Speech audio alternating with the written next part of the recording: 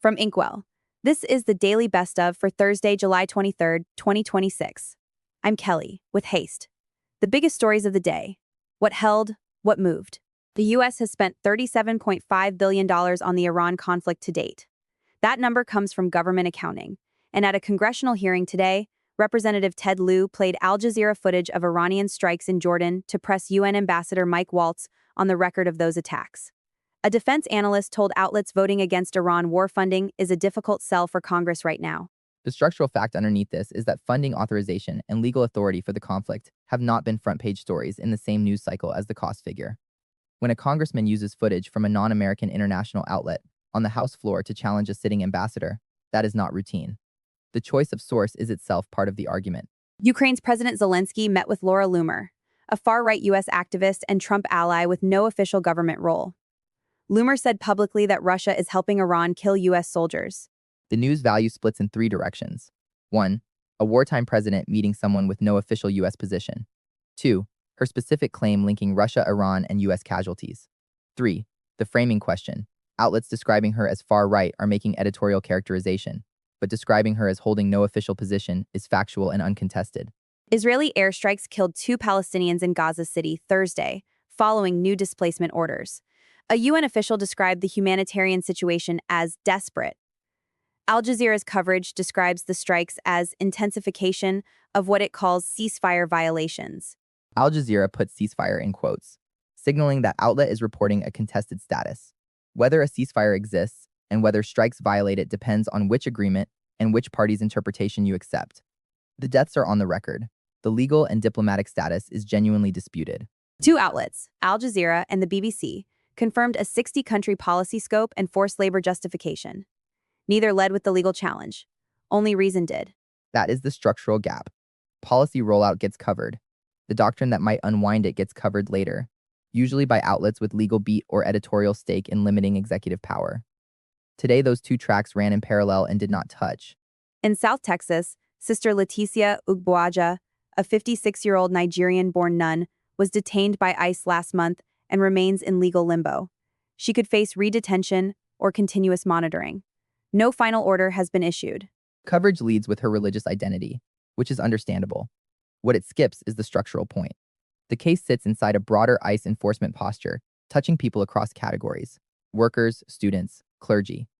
The nun framing is humanizing, but can make the case look exceptional when it may not be. A flash flood near Chula Vista in South Texas hit a predominantly Hispanic neighborhood, with little warning. Residents searched through debris. Some did not know flood risk existed in that area at all. Residents kept saying they didn't know it would end up this way. That points to something coverage doesn't fully address: who receives flood risk communication and in what language, and whether informal communities get the same infrastructure warnings as others. Before we close, the rest of the story.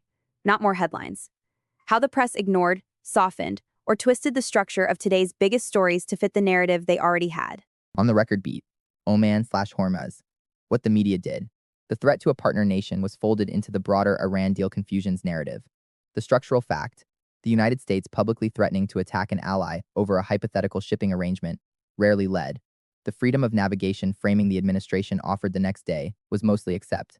Why it matters. A president threatened to blow up a 200-year ally on the record, and a cabinet secretary spent the next morning walking it back to a foreign government. When the cleanup is diplomatic and the threat is on camera, the threat is the news, not the cleanup. On the record beat, Iran/family. What the media did. The dominant frame was family drama. Father misses son's wedding, love of the United States, fake news trap. The Iran MOU post ran as a separate foreign policy story. Few pieces tied staying in D.C. explicitly to finalizing a war-ending memorandum the president himself said was days from completion. Why it matters. When a president says he cannot leave Washington because of Iran during the weekend he announces a largely negotiated peace deal, that is operational context, not a human interest sidebar. The press gave you the wedding, it dissolved the war. Same pattern as the Lusitania warnings Germany paid to place in American newspapers. The papers chose not to run them, and people died who might have lived. When the press buries the structural fact, the audience does not get a second chance at the truth that night. Today in history. On July 23, 1945, the Chicago Tribune published classified military intelligence about U.S. naval strategy in the Pacific, details obtained before the Battle of the Coral Sea. The paper's editors believed the public had a right to know. Military officials saw a security breach. The tension never fully resolved. The Tribune wasn't prosecuted, but the incident crystallized a question newsrooms still face. When does transparency serve democracy, and when does it compromise defense? 80 years later, that line remains contested ground. The case reminds us that the stakes of what gets printed and what stays quiet ripple far beyond any single story. That's the Daily Best of for Thursday, July 23rd, 2026. Full archive at inkwell.wiki/news. The rest of the story. More at inkwell.wiki/ground news.